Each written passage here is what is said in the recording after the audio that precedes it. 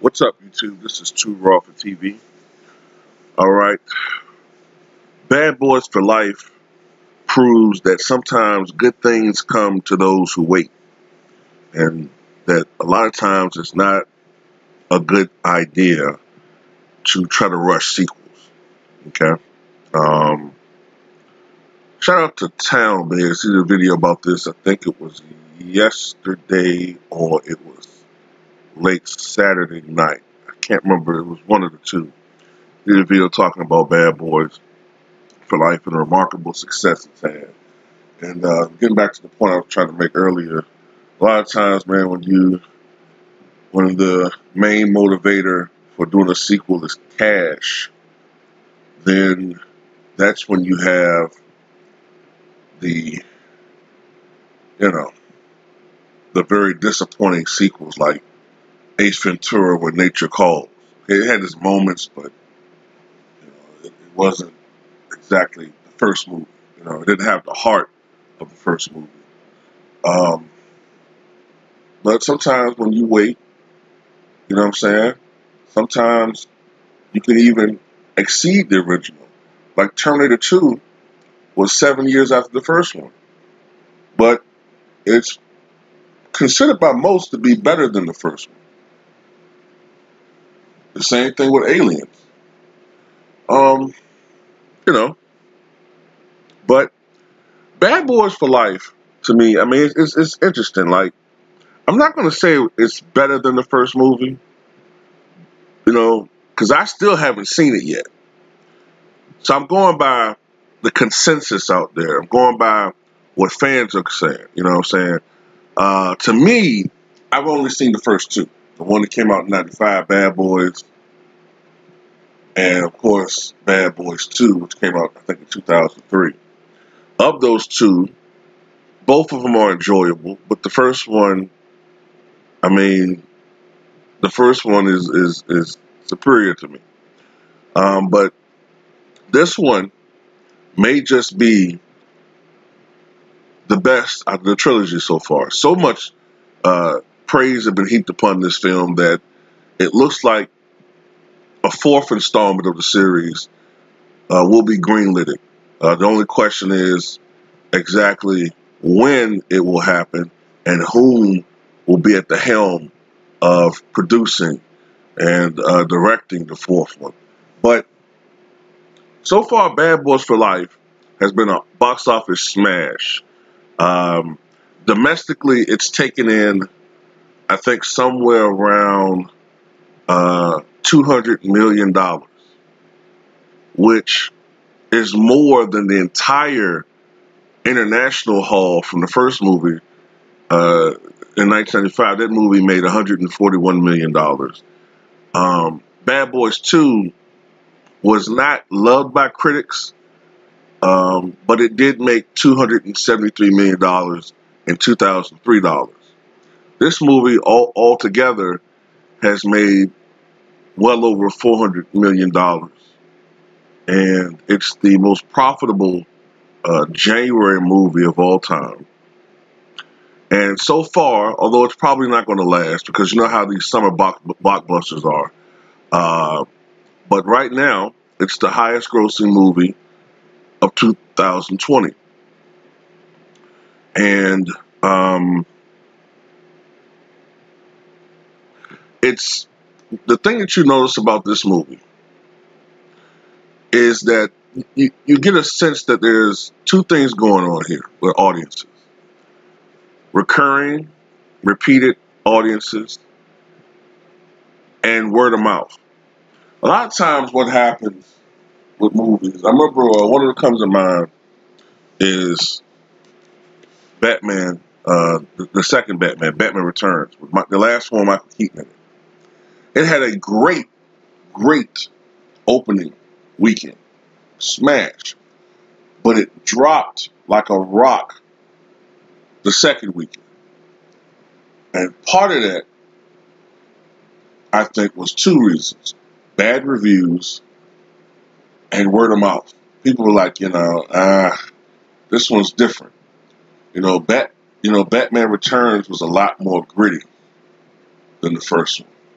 a lot darker overall. Even like the way the camera work was, it just was a different feel to that movie than the first one with Jack Nicholson.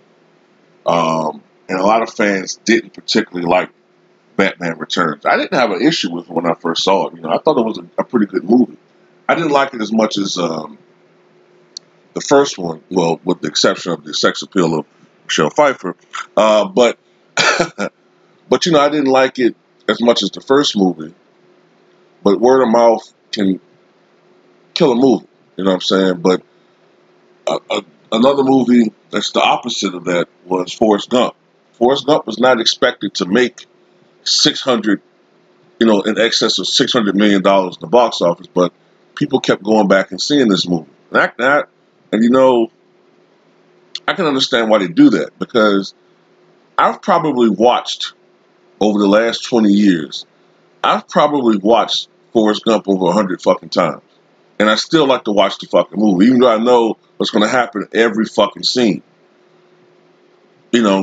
Bad Boys for Life may be one of those movies where you just enjoy watching it again and again. A lot of people, it's one of those movies where not only the critics love it, fans love it, and because of that, you have a really good movie. So I got to see this movie soon. You know what I'm saying?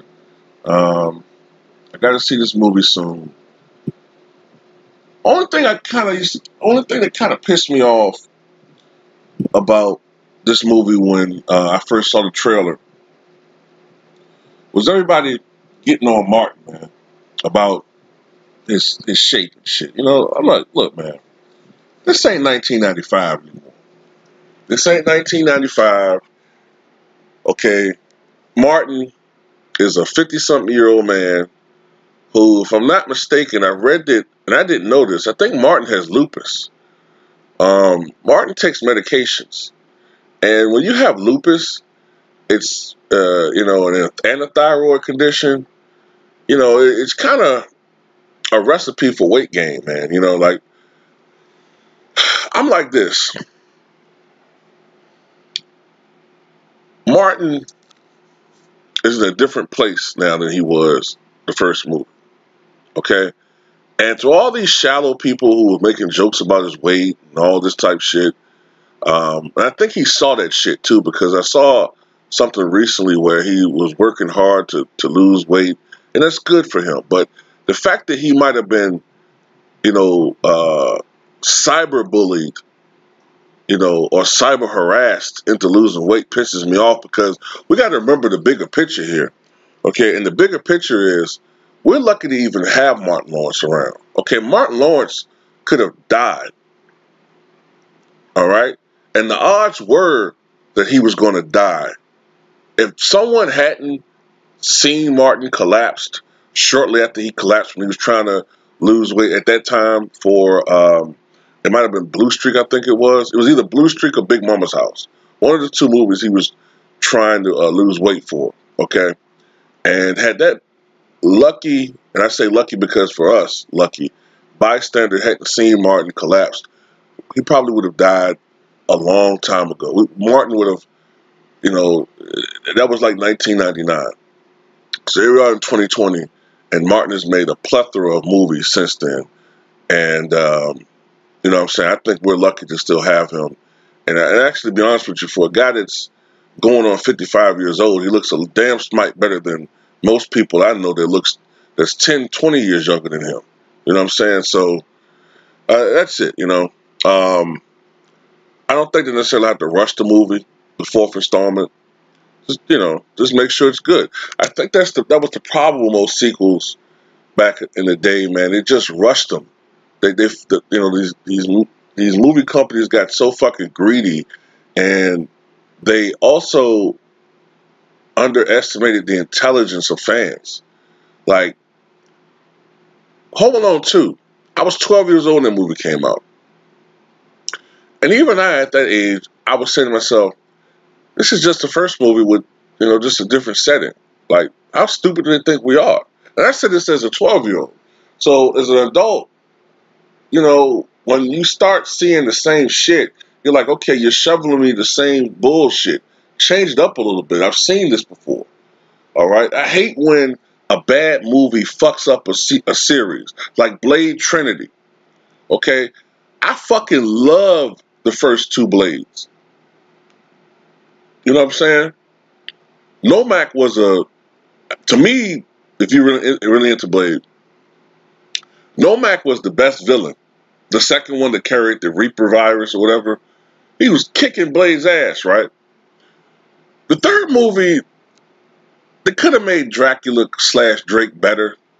But what killed me was it just didn't have that same feel. Like, first of all, the thing that pissed me off about the movie, why the fuck did they kill Whistler off?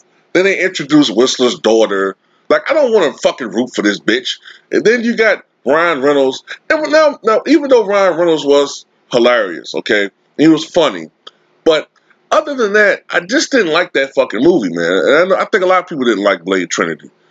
So I know they're coming out with a reboot, but to me, if it's not Wesley Snipes playing Blade, I don't want to fucking see it. That's just me. I don't want to see Wesley play Blade. You know, I understand he's fucking aged and shit, but Blade's supposed to age. He's not an immortal Dracula or vampire. So why the fuck am I talking about Blade? I don't know.